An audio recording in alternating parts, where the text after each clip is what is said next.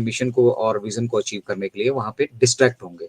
तो वो डिस्ट्रैक्शन ना हो, इसलिए हम हमेशा पॉसिबिलिटीज पे वर्कआउट करते हैं, चैलेंजेस को एक्सेप्ट कर रहे हैं, और अर्ली स्टेजेस में ही हमें ये चैलेंजेस मिल गए, तो अब हमें इसकी पूरी साइंस आती है, मतलब हम मास्टर इन साइंस हो गए, हम master in science of challenges and obstacles. मतलब हमें हमारे रास्ते में कितने भी चैलेंजेस और ऑब्स्टेकल्स आए, हम उनको किस तरीके से हैंडल कर सकते हैं और किस तरीके से बेटर सॉल्यूशंस जो हम ह्यूमैनिटी के लिए लेकर आ सकते हैं, हम उन पे फोकस कर रहे हैं, और वो हम लगातार करते आ रहे हैं। ठीक है।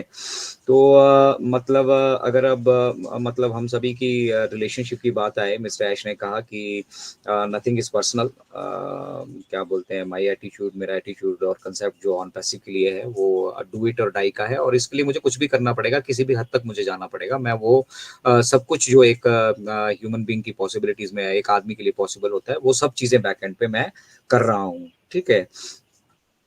मेरी एग्जिस्टेंस जो है इस जर्नी में तभी होती है कि जो रिस्पॉन्सिबिलिटी, जो जिम्मेदारी मैंने दी है, अगर उसको डिलीवर करने में मैं यहाँ पे किसी भी तरह से पॉसिबल मतलब कामयाब नहीं हो पाता हूँ, तो वो रिस्पॉन्सिबिलिटी, वो जिम्मेदारी मेरी बनती है, वो आप सभी की जिम्मेदारी नहीं है, और वो मैंने खुद से लिए, मैं आप सभी को उसके लिए जिम्मेदार ठहराता भी नहीं हूँ। तो इसलिए जो कुछ हम बैक एंड पे प्लान कर रहे हैं, या जो मैं कोशिश कर रहा हूँ, या जो हम मतलब यहाँ से अचीव कर चुके हैं, ठीक है, ये डिफाइन करेंगे मेरी जर्नी और मेरी एग्जिस्टेंस और मेरा पर्पस, जिस उद्देश्य से मैं इसको बना रहा हूँ। ठीक है। तो ये बहुत इंपॉर्टेंट है, क्योंकि मिस्टर ऐश ने बहुत डीप तरीके से इसको समझाया कि आप सभी अपनी अपनी जल्दियां, अपनी अपनी मतलब सुख सुविधाएं, या अपना अपना जो कुछ दुखड़ा है आपको वही दिख रहा है। यहाँ पे बहुत कुछ चीजें हैं जो हमने करनी है, और अगर हम उसको सही तरीके से अभी से नहीं करेंगे, तो वो हमारे मतलब आने वाले इस समय में जो हमारे मिशन के लिए बाधा बन सकती है, तो वो बाधाएं ना रहें, उनके ऊपर बेसिकली वो फोकस कर रहे हैं, और जितना बड़ा और जितना विशालकाय हम इसको बनाकर लेकर चल सकें, उन पे वो बेसिकली फोकस कर रहे हैं। उन्होंने कहा कि उनके पास बैकअप प्लान पहले से ही है। ठीक है। और उनको आप सभी लोगों को खुश होना चाहिए कि ऑन पैसिव के पास अपने हर एक बैकअप प्लान है, और उन बैकअप प्लान्स में मिस्टर ऐश के पास फ्लेक्सिबिलिटी है कि वो किस प्लान को लेकर चले। हमारा इनिशियल प्लान से मतलब 10 गुना बेटर हमारा प्लान भी है। तो अगर हमें यहाँ पे प्लान बी एग्जीक्यूट करना होगा, तो हम प्लान बी को एग्जीक्यूट करेंगे, प्लान सी हो सकता है उससे भी 10 गुना आगे की चीज हो, हम उनको भी इम्प्लीमेंट करेंगे। तो यहाँ पे इस तरीके से काम चल रहा है, यहाँ कोई एक प्लान से काम नहीं चल रहा है। और जो चैलेंजेस हैं, चैलेंजिंग मिस्टर ऐश ने शेयर किया हमारे साथ कि कुछ चैलेंजेस जो मिस्टर ऐश ने जो यहाँ पे फेस किए, जिसकी उन्हें मतलब उम्मीद नहीं थी। वो चैलेंज, पहली चीज, फाउंडिंग मेंबर्स ने काफी बैकअप किया। ठीक है। उन्होंने मतलब अपनी तरफ से पूरी कोशिश की कि किस तरह से मिस्टर ऐश को मतलब डिस्ट्रॉय किया जाए, उसकी फैमिली को डिस्ट्रॉय किया जाए, किस तरह से जो है ऑन पैसिव को लेट डाउन किया जाए, और इसके इसके उसको उन्होंने हर संभव प्रयास किए, क्योंकि वो शॉर्टर विजन पे फोकस कर रहे थे, उनका बड़ा विजन नहीं था। तो कोई बड़ी बात नहीं है इसमें। ठीक है। ये हमारे लिए चैलेंज तो था। ठीक है। लेकिन हमने इनिशियल स्टेज पे इसको इस पे जो पूरा सीख लिया था, इसलिए हमने इन चीज़ों को भी हैंडल किया, और हम ये जानते हैं कि कोई भी ऑर्गेनाइजेशन जो है वहाँ पे जो वो है वो 100% करप्शन फ्री नहीं हो सकती, ऑन पैसिव भी 100% करप्शन फ्री नहीं हो सकता है।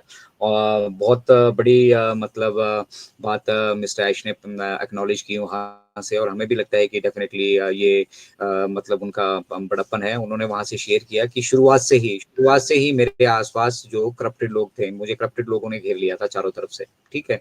और मैं इस चीज को एक्सेप्ट करता हूँ कि कहीं पे भी जो है वो 100% हम करप्टेड फ्री नहीं रह सकते, लेकिन अब उन लोगों को स्पॉट आउट कर लिया गया है। ठीक है। चाहे वो फाउंडिंग मेंबर की तरफ से हो, चाहे वो उनके स्टाफ की तरफ से हो, चाहे वो कोई प्रोफेशनल्स की तरफ से हो, तो उनको स्पॉट आउट किया जा रहा है, और उनको स्पॉट आउट करके उनको उनका रास्ता यहाँ से बाहर का दिखाया जा रहा है।